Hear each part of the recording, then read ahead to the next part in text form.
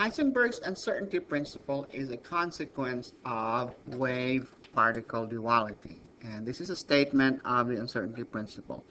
It is impossible to precisely determine simultaneously both position and momentum or velocity of, so if you recall, momentum is just mass times velocity. So if you can't determine momentum precisely, you can't determine velocity precisely either.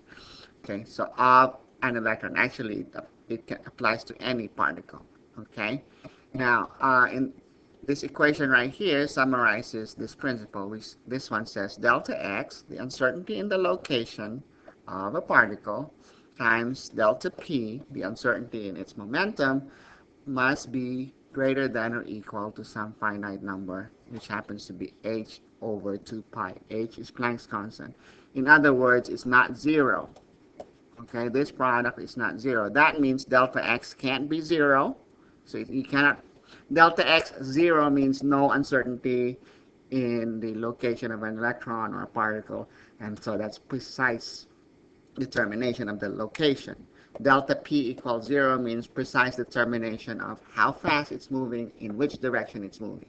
Okay, so that's precise determination means delta x is 0 or delta p is 0 for momentum. Delta x equals 0 for the location. Okay, so it's not possible for either one of those to be 0. Now you can make one as small as possible. You can make delta x very small, but then that would mean delta p becomes large. Okay, you'll notice whenever the product of two things is equal to a constant, if you recall, like Boyle's law, PV equals a constant. Whenever the product of two things equals constant, the smaller you make one, the bigger the other one gets. So the more sure you are of the location of the particle, the less sure you are about its momentum. Okay? So now this number right here, h over 2 pi, you'll notice actually a very small number. So that uncertainty, the uncertainty principle actually makes more of a difference. It becomes significant when you're dealing with very small particles like electrons. Although it's generally applicable, it would be applicable to a baseball or a bowling ball. But because the value of h over 2 pi is a very small number, it becomes undetectable in the world, in our macroscopic world. But in the world of the electron, that becomes important. Okay? So that's the uncertainty principle. So, how do we explain the uncertainty principle? Why is it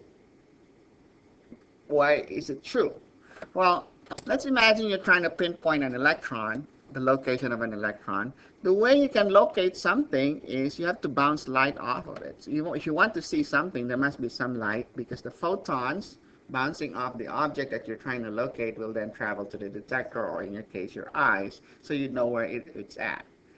Okay? But since light behaves like photons, like particles, it's made up of photons, when it interacts with an electron, it alters the motion of the electron. So where you may be able to pinpoint where the electron is, you've lost information about its momentum.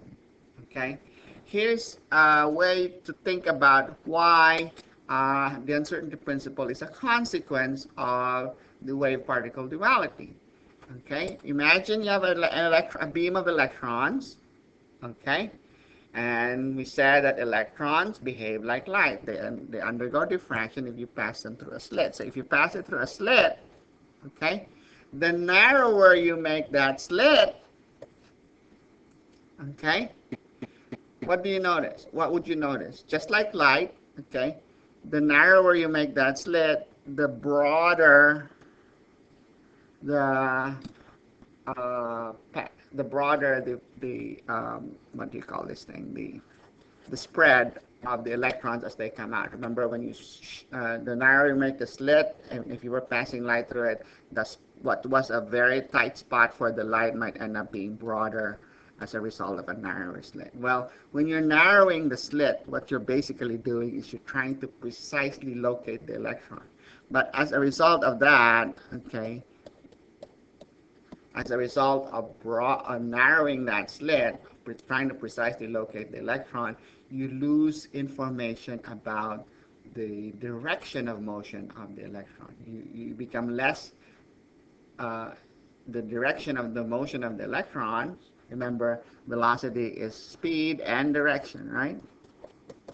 That's that's how you specify the velocity or the momentum. Then the broader the distribution of the velocities of the electrons emerging from a narrower slit. Okay, so going back to our nuclear atom, okay, we said that classical physics, the physics known at that time, predicts that a nuclear atom cannot be stable, yet it exists. Okay, and the reason classical physics predicts that the nuclear atom cannot be stable is you have a charged particle, an electron, going around in circles around the nucleus, so that electron has to be continually emitting light. And so it has to be continually losing energy, and eventually that electron is going to spiral and crash into the nucleus. The atom, as we know it, could not possibly exist, but it does exist. So Bohr's attempt to explain the nuclear model, the stability of the nuclear model, was to say that maybe there are some orbits, specific orbits that are stable, and that led to the notion of quantization of energy. Okay. The problem with Bohr's solution was that it only works for one electron system, so a hydrogen atom or a helium atom with a +1 charge, that's a 1 electron ion. It cannot explain fine structure. If you look at finer details of the line spectrum of hydrogen, there are some additional lines there that what you might normally think is just one line, there might be split into two or more lines. Those lines you cannot really explain. You cannot really explain using Bohr's model. And finally, of course, Bohr's model violates Heisenberg's uncertainty principle simply because Bohr's model predicts assumes very well-defined trajectories, very well-defined orbits for electrons around the nucleus. Heisenberg's principle says, no, you can't do that. Okay?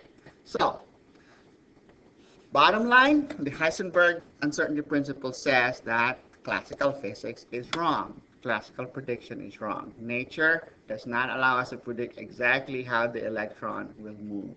So, in order for us to explain the nuclear model, we have to come up with a completely new theory.